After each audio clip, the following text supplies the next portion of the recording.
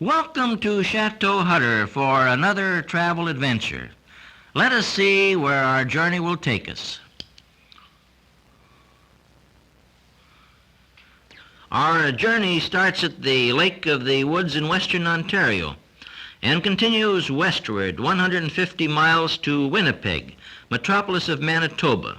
Then westward 800 miles through Saskatchewan into Alberta and Lake Louise in the Canadian Rockies. There are more freshwater lakes in Canada than in any other country on earth.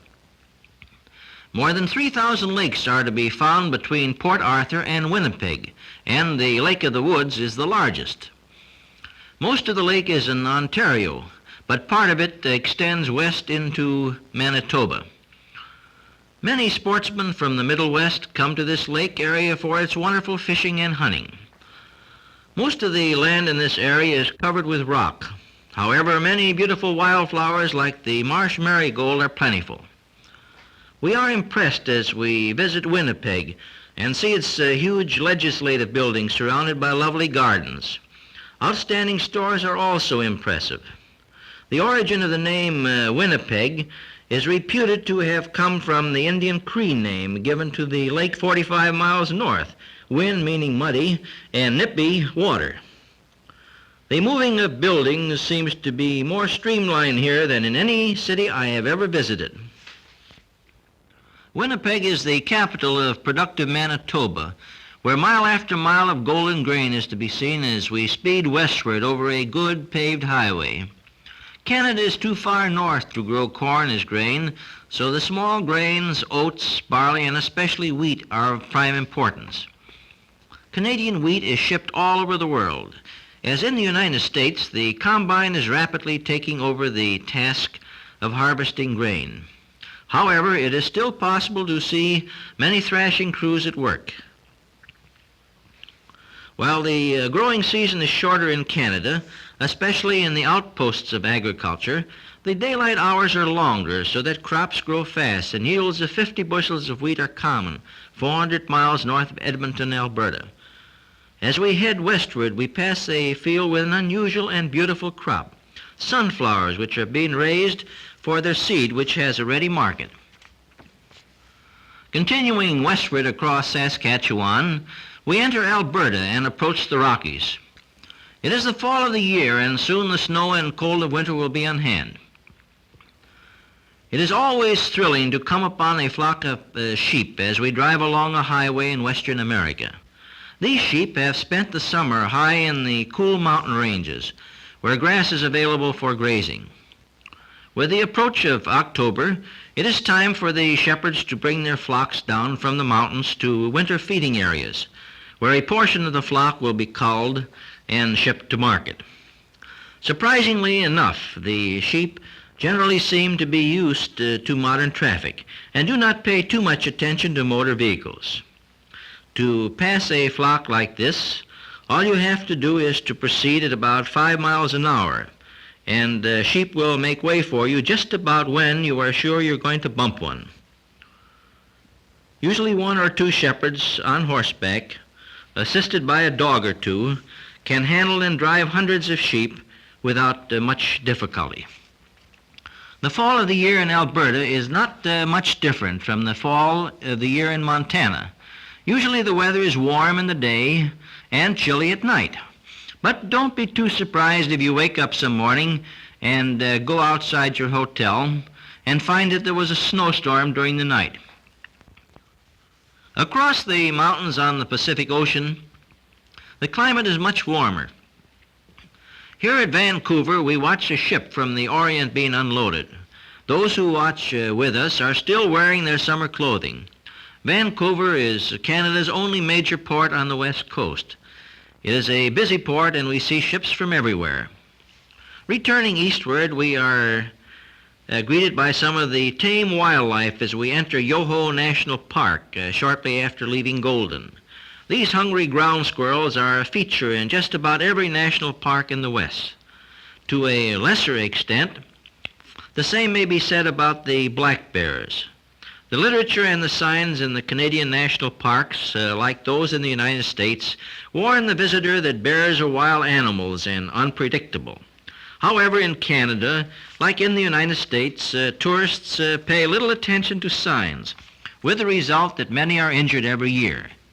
If you insist on ignoring the signs and must feed the bears, thus contributing to their delinquency, stay in your car, open the window a little, and throw the food on the road.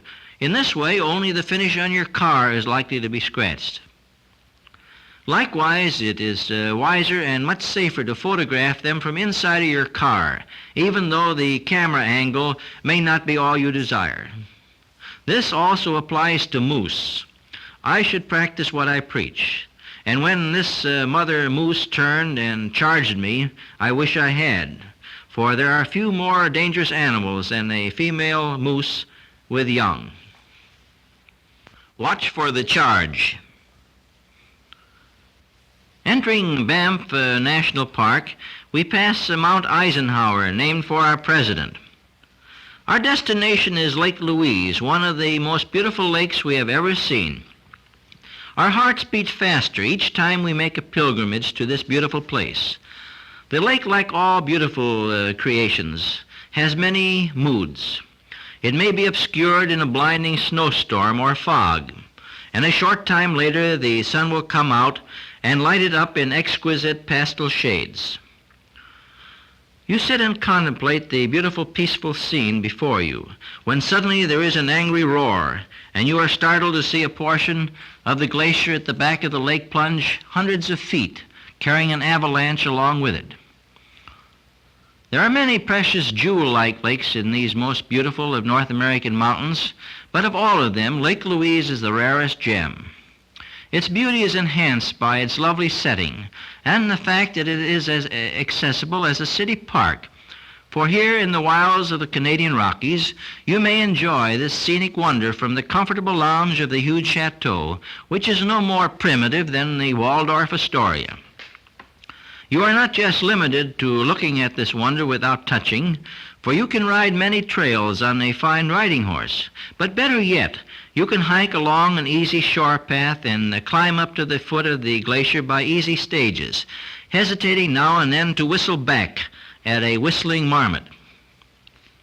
Near the end of the trail, you will find a charming little tea house where you may enjoy refreshments. Probably the most beautiful mountain highway in America leads north from Lake Louise in Banff National Park to Jasper National Park. Along this road, one gets more intimate contact with these awe-inspiring peaks and glaciers.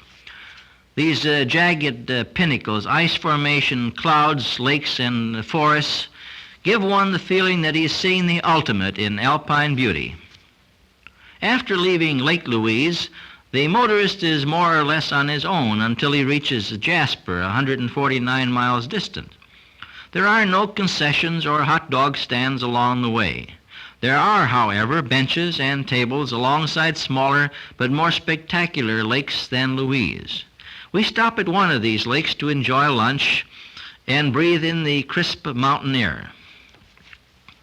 The problems of the world are forgotten in this haven of peace. We were not there very long before we had some cute feathered visitors looking for a free handout. We could not help but thinking how other creatures have adopted the customs of humans. The businesslike way they went about receiving their foreign aid convinced us that they were old hands at the game of handout, or should I say beak out.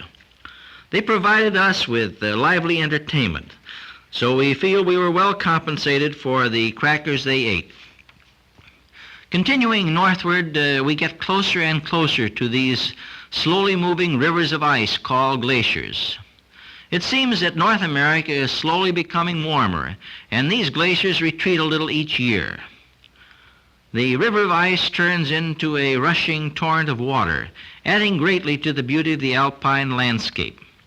We are north of the continental divide, and these waters will flow neither to the Atlantic nor to the Pacific, but north to the Arctic Ocean. As we enter Jasper National Park, we reach the Columbia Icefield, the center of the greatest known accumulation of ice in the Rocky Mountains. It covers an area of nearly 130 square miles. The Columbia Icefield is the source of three great rivers: the 765-mile-long Athabasca, a tributary of the Mackenzie River, which flows into the Arctic Ocean; the Saskatchewan, which eventually reaches Hudson Bay; and the Columbia, which flows into the Pacific. The present glaciers are the remnants of the continental ice cap, which once covered a large part of the northern half of this continent. These glaciers are receding at the rate of over 100 feet per year and will disappear in a few centuries if this rate is maintained. And so we come to the end of another travel adventure.